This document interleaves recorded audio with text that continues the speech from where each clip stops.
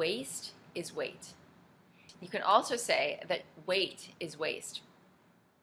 The accumulated waste from years, decades in most cases, of residue from foods that were never meant to go into the human body in the first place, into your body in the first place, didn't have the opportunity to leave because they're acidic and the body's tissues are alkaline. So alkaline substances move through the body readily, but acidic substances stick in the tissue. And sticking in the tissue, they accumulate in the tissue, and then the tissue winds up with a lot of accumulation and residue that was never intended.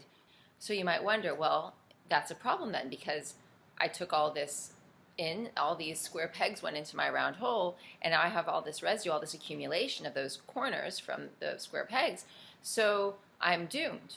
No, not at all. You see, that's what true cleansing is all about. We're able to remove that accumulated residue, that waste. We can remove it.